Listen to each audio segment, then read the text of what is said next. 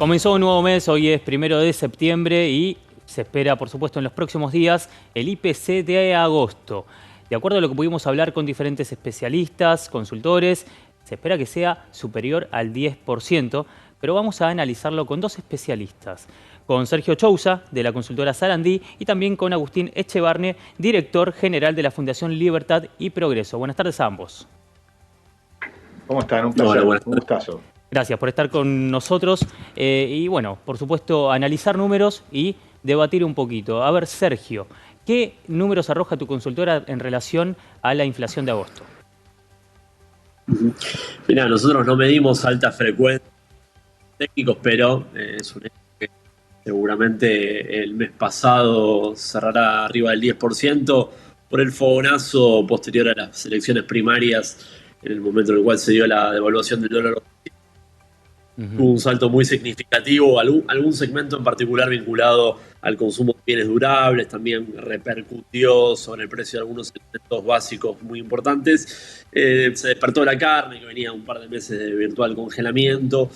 Hay algunos rubros que tuvieron avances arriba del 10%, obviamente el promedio de promedios, con lo cual creemos que va a estar por la zona entre el 10 y el 11%. Ya te diría, es un poco anecdótico, ¿no? Finalmente el número al primer decimal o al segundo decimal, la caracterización del proceso de superinflación y totalmente moderado. Mientras intentamos mejorar un poco tu conexión, Sergio, dialogo con vos, Agustín, y quiero que me cuentes en la consultora qué número arrojan respecto de la inflación de agosto. Bueno, en la Fundación Libertad y Progreso nosotros lo que medimos fue 10,7%. Eso es porque se mide promedio contra promedio, o sea que es lo que está diciendo Sergio, o sea que coincidimos, pero cuando mirás punta contra punta fue 16%, lo cual te arroja ya un índice elevado de nuevo para septiembre, ¿verdad? Entonces lo que está pasando es que la inflación se está acelerando.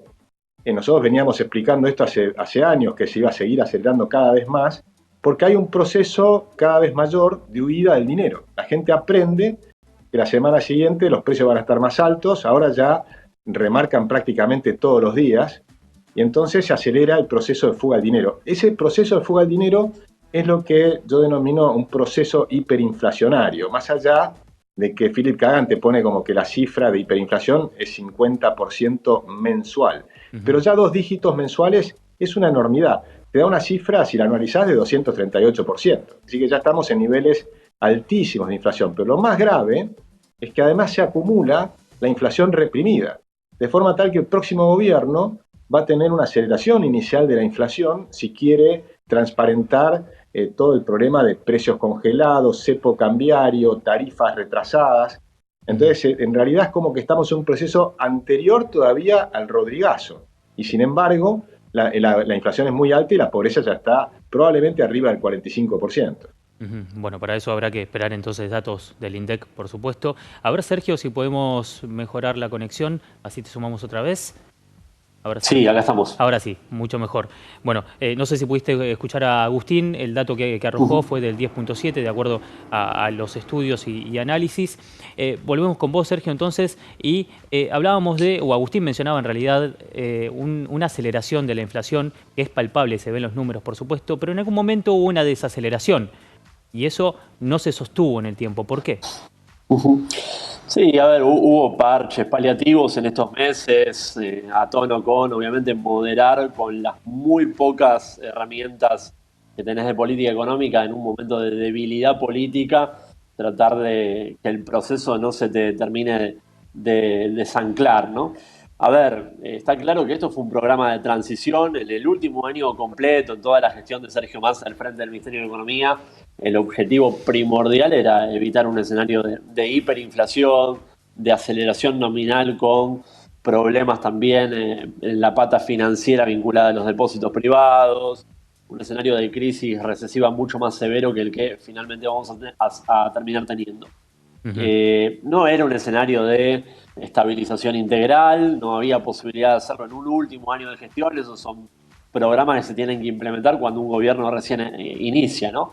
Con lo cual, digo, me parece que la evaluación hay que justipreciarla en términos de lo que podía hacer este ministro de Economía en particular, Sí hay que hacer autocrítica sobre por qué no se hicieron algunas transformaciones al inicio de gestión. Ahí me parece que voy a compartir algunas ideas con Agustín, la normalización del mercado de cambios, había precios relativos que estaban totalmente desacomodados y había que hacer un trabajo inicial. Ya cuando llegaste al segundo, tercer, cuarto año es poco lo que puedes hacer. Agustín, en relación justamente a estos conceptos que arroja Sergio, ¿qué opinión tenés? Sobre todo sobre ese símil balance que hizo Sergio en relación al año de Sergio Massa al frente del Ministerio de Economía. Bueno, yo creo que es un error querer ser candidato y ministro al mismo tiempo. Y lamentablemente eso complica la situación. Si vos mirás los números, Massa empezó con un 80% de inflación y va a terminar cerca de 200% de inflación, o sea que nadie puede decir que eso es exitoso.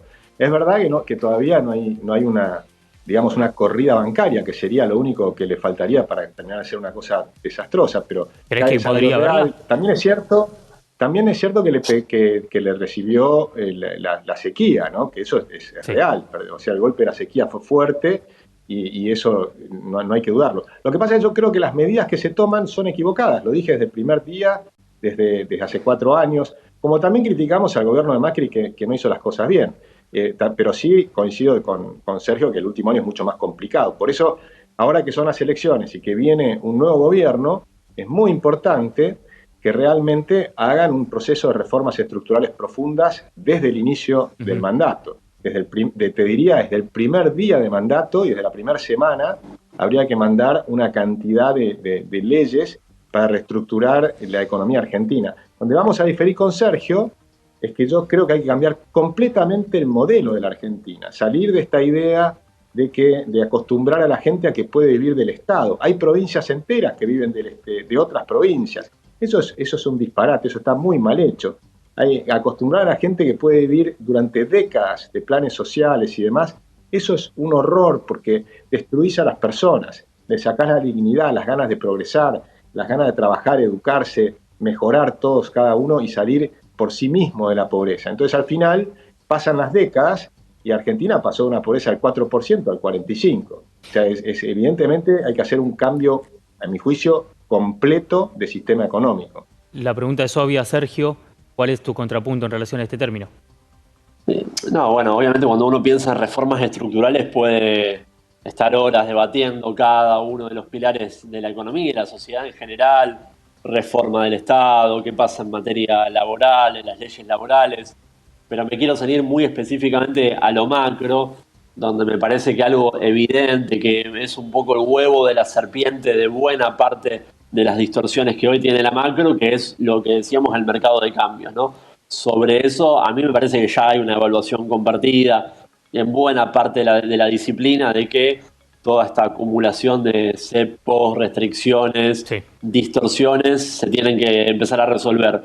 Y para eso, además de la integralidad de un plan económico que pueda generar confianza, que pueda tener también una pátina de realismo en un contexto muy complicado en materia socioeconómica, pero lo que tenés que hacer es empezar a desandar un camino de regulaciones que se fueron acumulando a lo largo de los 2 últimos años y que ya generan un desquicio tal que el grado de pérdida de eficiencia económica en el funcionamiento de la economía es muy severo solamente por el mal funcionamiento del mercado de cambios. Así que ahí yo conservo una confianza de que los 3 candidatos, no solamente los 2 opositores, van a hacer un trabajo muy profundo sobre el mercado de cambios.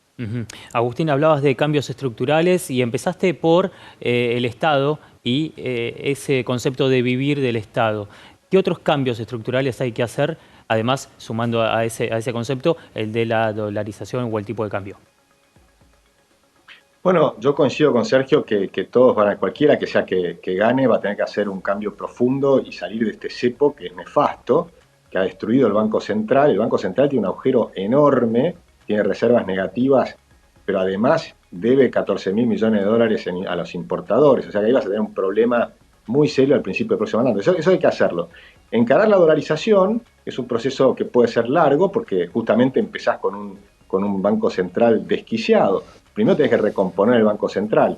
Yo creo que yo no era favorable a la dolarización hace unos años atrás, con Nicolás Kachanowski propusimos un esquema de convertibilidad con 3 monedas, con canasta de monedas de países que producen commodities. Entonces sería crear el dólar argentino con la canasta de monedas que podía ser el dólar canadiense, el dólar neozelandés y el dólar australiano. Sí.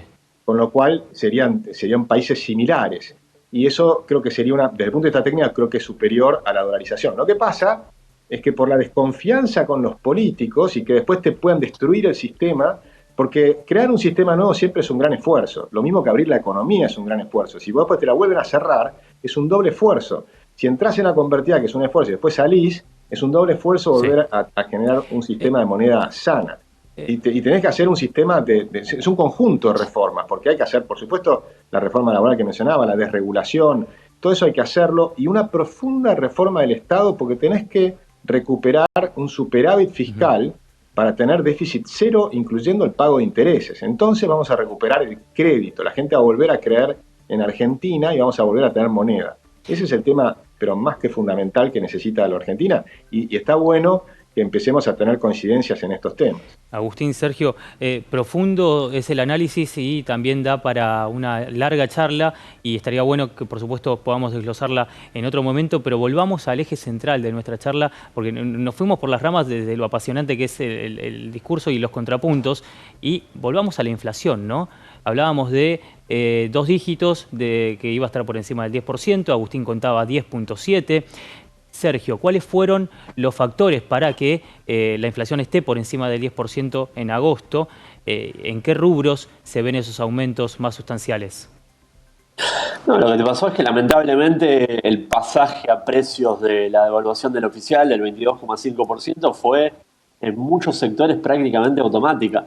En bienes durables, sobre todo, donde obviamente juega el aspecto del costo de reposición, y para los productores, los comerciantes, en un contexto de tanta incertidumbre, si no remarcan en la misma magnitud que están teniendo que afrontar el encarecimiento del dólar, bueno, después no saben cuál va a ser su tasa de ganancias, si van a poder reponer al mismo precio. Claro. Fue un mes muy complicado en términos políticos, también se movieron los dólares paralelos en la salida de las elecciones primarias, eso generó un traslado automático. Después tenías algunos precios reprimidos que se soltaron parcialmente también en este contexto. El de la carne es el que más incidencia tiene en el índice de precios. Prácticamente un aumento de 10% de la carne en Argentina te genera un 1% de avance del IPC, es muchísimo, sí. Con lo cual, bueno, es un rubro muy significativo que venía congelado ya hace 4 meses con aumentos muy bajos. Yo te diría igual, de nuevo, ¿no? Esto es un poco plan aguantar, y el objetivo de Massa en estos meses que quedan es que no se espiralice, no entres en una espiral ascendente en el cual no puedas encontrar un techo. Está claro. Agustín, misma pregunta, ¿en qué rubros se vieron los principales aumentos? No, coincido con eso que dice Sergio. Solo te agregaría que hay un problema adicional, porque Sergio Massa consiguió un acuerdo con el Fondo Monetario que estaba atado a tener un programa de austeridad y cumplir una meta fiscal. Y hasta ahí, por eso entraron 7.500 millones de dólares, lo cual dio cierta tranquilidad. Por ejemplo, lo viste en el mercado de bonos, que los bonos subieron. Pero inmediatamente después lanzó un plan platita. Y ese plan platita no es consistente con lo que está pasando. Yo comprendo que el golpe de la inflación es enorme y estás en un año electoral y quieren recuperar algunos votos. Pero desde el punto de vista de la economía es tremendamente nocivo y peligroso. Porque si eso puede generar inestabilidad. Primero puede generar un ruido fuerte con el Fondo Monetario y te pone en duda el próximo tramo de 2.500 millones de dólares. Yo creo que el Fondo Monetario de todas maneras lo va a entregar simplemente porque viene el cambio de gobierno y va a empezar a hablar con el próximo gobierno. Pero es realmente muy arriesgado lo que han hecho, porque equivale, a mí me da 0,4% del PBI, otros calculan 0,5%, pero es saltarte de la meta rápidamente en una sola maniobra, que además lo que va a hacer también es acelerar la inflación. Entonces, viste, pan para un mes y después tenés hambre de nuevo al mes siguiente. Creo que es muy peligroso. Sergio, Agustín, gracias por el tiempo a ambos. Nos vemos la próxima semana, si les parece. Un gusto. Muchas gracias a ti. Hasta pronto. Un saludo, Sergio. Abrazo. Ahí pasaban Sergio Chousa, de la consultora Sarandí, y Agustín Echevarne, director general de la Fundación Libertad y Progreso.